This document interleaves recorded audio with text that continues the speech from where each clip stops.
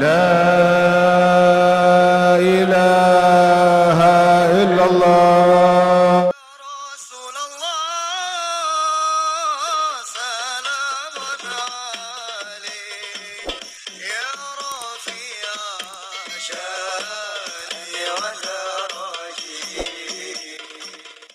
Setiap ayat, setiap hadis, setiap kebaikan, setiap ibadat, semuanya memiliki batin, memiliki zahir, memiliki batasan dan juga pencapaian yang tiada puncak. وذكرنا المثال بكلمة التوحيد لا إله إلا الله. Disebutkan permisalan kita mengucapkan kalimat tauhid, kalimat la ilaha illallah. فالمبتدئون من عموم المسلمين والمؤمنين المعنى عندهم الذي في قلوبهم عندما يقولون لا معبود بحق إلا الله. Ketika mengucapkan la ilaha illallah, pemula kaum mukminin ketika mengucap la ilaha illallah, makna yang tersirat, yang terlintas dalam batinnya, makna tersebut adalah tidak ada Tuhan yang berhak untuk disembah melainkan hanya Allah. وأهل الإحسان مع تحققهم بهذا المعنى مضاف إليهم أيضا عندما ينطقون بلا إله إلا الله استشعار معنى لا مقصود إلا الله. Kalau pemula dalam batinnya tidak ada yang saya sembah kecuali Allah, namun orang-orang yang telah mencapai ihsan, orang-orang yang menengah, saat mengucapkan yang terlintas di dalam batin mereka adalah tiada yang saya tuju melainkan Allah, maksud dan tujuan saya hanya Allah. فهم بلا إله إلا الله يتنزهون عن قصد غير الله في كل قول وفعل وحركة وسكون. Mereka orang-orang mulia tersebut di dalam pengucapan la ilaha illallah yang mereka maksud adalah mensucikan diri mereka dari menuju dan bermaksud kepada selain Allah, apapun dan siapapun selainnya. وهؤلاء يقولون لا إله إلا الله فيزداد إيمانهم وهؤلاء يقولون لا إله إلا الله فيزداد إيمانهم ويزداد يقينهم بالتخلص من قصد سوى الله. Dari kelompok tersebut mengucapkan la ilaha illallah, kelompok ini mengucapkan la ilaha illallah dari kelas-kelas yang berbeda, tetapi masing-masing saat mengucapkannya bertambah iman mereka, bertambah yakin mereka kepada Allah Ta'ala, bertambah pendekatan mereka kepada Allah. وأهل المعرفة الخاصة من ورائهم يقولون لا إله إلا الله ومعهم معنى لا معبود ولا مقصود إلا الله ومعهم زيادة يستشعرون عندما يقولون لا إله إلا الله لا موجود إلا الله أي لا موجود بذاته ولا حقيقة في الوجود إلا لله الموجود وما سواه فخلقه وفعله.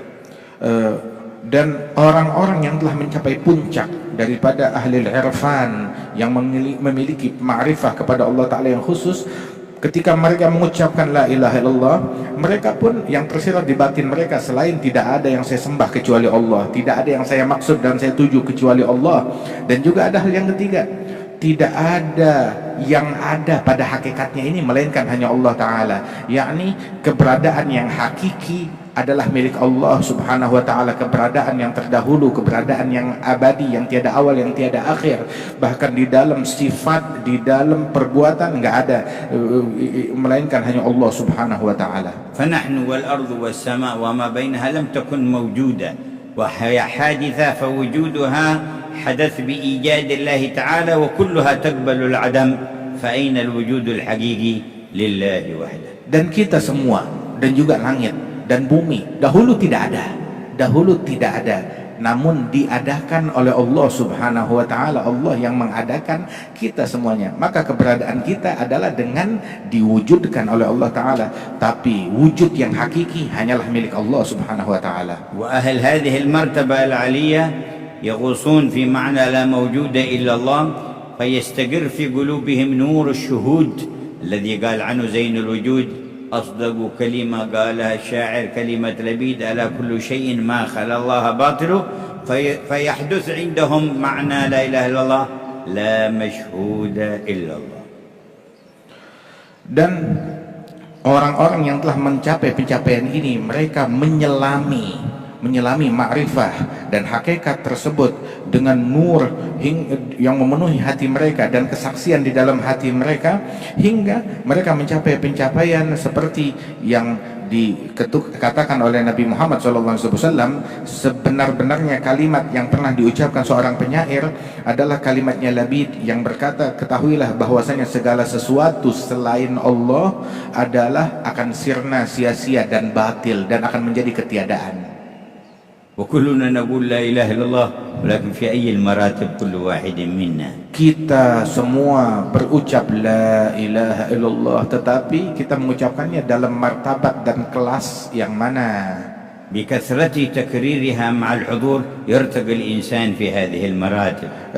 Dengan banyak mengulang-ulangnya disertai pemahaman dan kekhusyuan, dia akan mencapai pencapaian yang tinggi, akan menapaki, menanjak kepada tangga-tangga pengenalan kepada Allah yang lebih tinggi. وبتلقيها عن المتحققين بها يسهل العبور إلى الارتقاء في مراتبها. Dan dengan menerimanya kalimat tersebut kepada orang-orang yang telah mencapai hakikatnya, maka akan lebih mudah bagi orang itu, bagi muslim itu, untuk menapaki, menjajaki peringkat-peringkat pengenalannya. وأعظم من قالها من الخلق وأعلى من تحقق بها رسول الله محمد صلى الله عليه وسلم. Dan makhluk yang paling teragung di dalam mengucapkan kalimat ini dan mencapai hakikatnya yang tertinggi adalah Nabi kita, Nabi Muhammad sallallahu alaihi wasallam.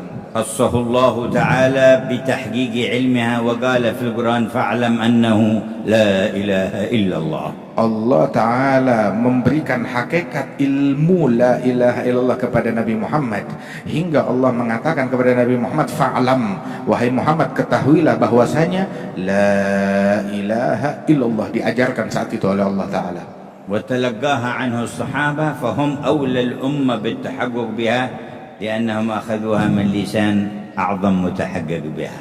Dan para sahabat Rasulullah, mereka talaqi langsung kalimat ini dari Nabi Muhammad yang merupakan pakar yang paling ahli di antara semua makhluk akan kalimat ini, maka sehingga para sahabat yang bertalaqi dari sumbernya, mereka menjadi pakar-pakar yang paling mengerti di antara umat ini akan kalimat la ilaha illallah. روى الإمام أحمد في مسنده أن رسول الله صلى الله عليه وسلم كان عنده مجموعة من أصحابه فقال هل فيكم غيركم يعني من أهل الشرك واليهود قالوا لا فأمرهم أن يرفعوا أيديهم ويقولوا لا إله إلا الله فلقنهم إياها 3 مرات فلما قالوها قال إن الله قد غفر لكم.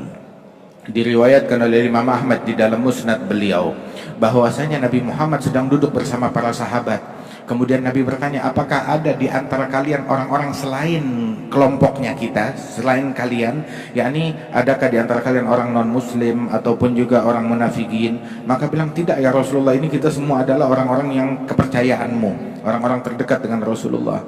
Maka Nabi pun berkata kepada mereka, mentalkinkan kalimat la ilaha illallah sebanyak 3 kali, dan tiap kali mengucapkannya diikuti oleh para sahabat. Setelah 3 kali itu Nabi berkata, ketahuilah bahwasanya saat ini Allah telah memberikan ampunannya kepada kalian semua. في تبعيته والاقتداء به كما قالها لأصحابه وقالوها بعد نقولها كذلك.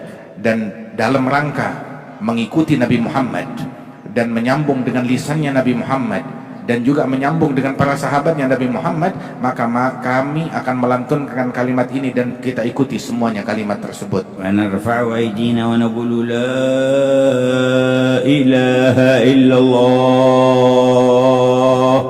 La ilaha illallah. لا إله إلا الله La ilaha illallah. لا إله إلا الله La ilaha illallah. محمد رسول الله Muhammadun Rasulullah sallallahu alaihi sallallahu wa ala alaihi alihi wa ala alihi wa sahbihi wa sallam wa sahbihi wa sallam fi kulli lahzatin abada في كل لحظة أبدا عدد خلقه عدد خلقه ورضا نفسه ورضا وزنة نفسه عرشه وزنة ومداد عرشه كلماته ومداد كلماته اللهم حققنا بحقائقها يا الله واجعلنا berikan من kami خواص hakikat. أهلها واغفر لنا كما غفرت لهم. Jadikan kami sebagai orang-orang yang khusus dari ahlinya, dan ampunkanlah kami sebagaimana Engkau ampunkan mereka. فأكثروا منها ما استطعتم. Perbanyak kalimat ini sebisa kalian. وجاءنا في الحديث أنه صلى الله عليه وسلم قال من قال لا إله إلا الله الملك الحق المبين في كل يوم 100 مرة كانت له أمانة من الفقر وأنسا من وحشة القبر واستفتح بها باب الغنى واستقرع بها باب الجنة. Disebutkan di dalam riwayat, barang siapa mengucap la ilaha illallah al-malikul haqqul mubin, ditambahkan al-malikul haqqul mubin, la ilaha illallah al-malikul haqqul mubin, setiap hari 100 kali, maka kalimat itu menjadi penyebab orang tersebut memberikan keamanan bagi orang tersebut dari segala keburukan, aman daripada kefakiran, dan juga diberikan ketentraman ketika dia dimakamkan dalam kuburannya, kedamaian dan pendampingan, dan juga dibukakan pintu kekayaan oleh Allah Subhanahu wa taala dan ditutup pintu kemelaratan.